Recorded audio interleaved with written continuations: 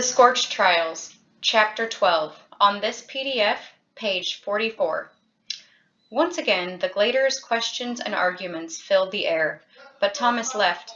He needed some space and knew the bathroom was his only escape. So instead of heading to the boys' dorm, he went to the one Teresa, then heiress, had used. He leaned back against the sink, arms folded, staring at the floor. Luckily, no one had followed him.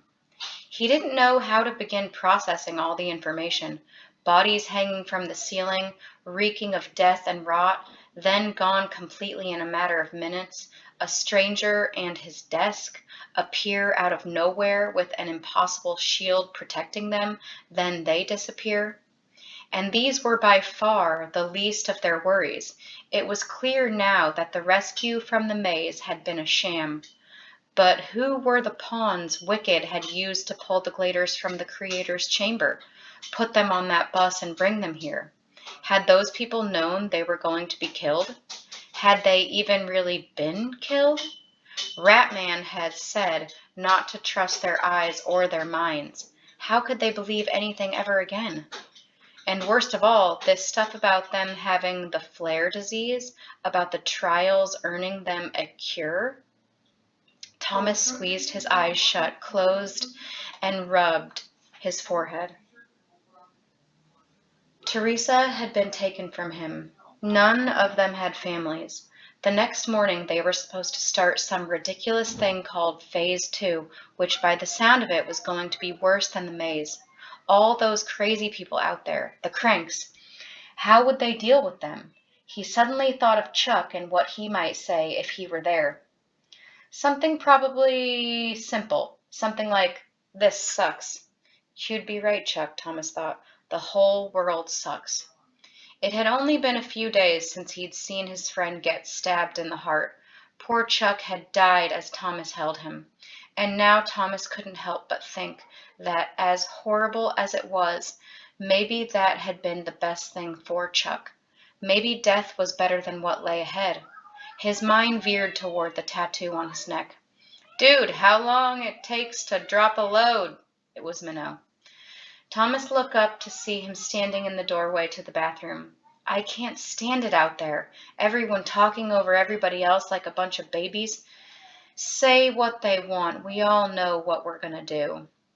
Minho walked over to him and leaned his shoulder against the wall. "Ain't you, Mr. Happy? Look, man, those shanks out there are just as brave as you are. Every last one of us will go through that, whatever he called it, tomorrow morning. Who cares if they want to crack their throats yapping about it?" Thomas rolled his eyes. "I never said jack about me being braver than anybody. I'm just sick of hearing people's voices, yours included."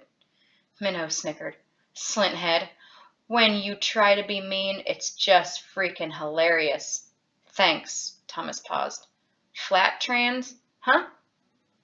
"That's what the white suit shank called the whole thing we need to go through. A flat trans."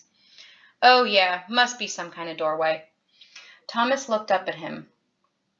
"That's what I'm thinking. Something like the cliff. It's a flat and it transports you somewhere. Flat trans." "You're a shuck genius." Newt came in then. "What are you two hiding for?" Minho reached over and slapped Thomas on the shoulder. "We're not hiding. Thomas is just whining about his life and wishing he could go back to his mommy."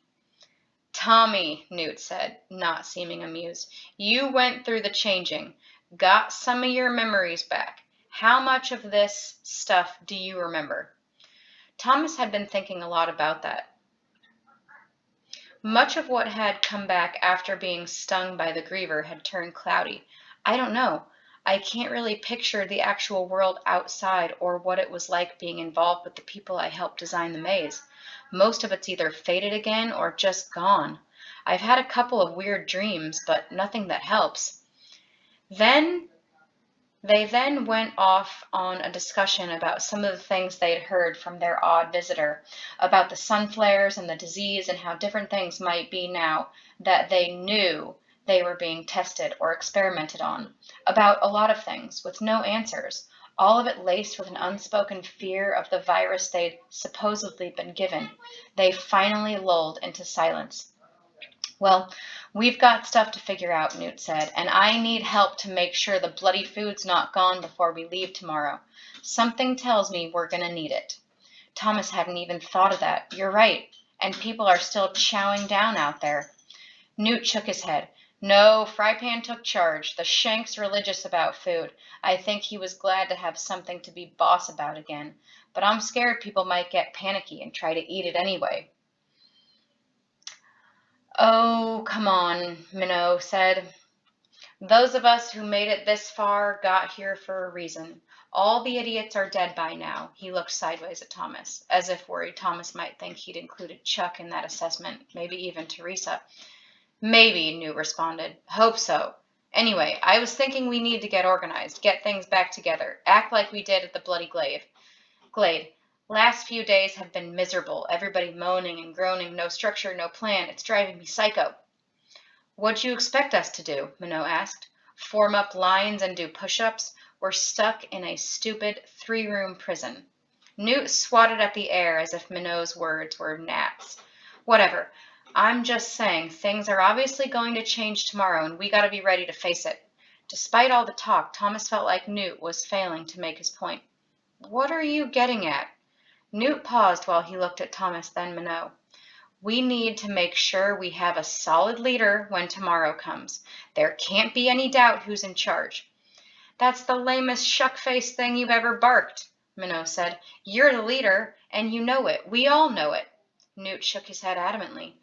Being hungry made you forget the bloody tattoos. You think they're just decorations?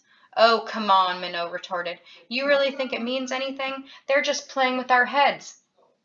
Instead of answering, Newt stepped closer to Minho and pulled back his shirt to reveal the tattoo there. Thomas didn't have to look. He remembered. It branded Minho as the leader. Minho shrugged off Newt's hand and started his usual rant of sarcastic remarks, but Thomas had already tuned out, his heart's pace having kicked in to rapid series of almost painful thumps. All he could think about was what he'd been tattooed on his own neck, that he was to be killed.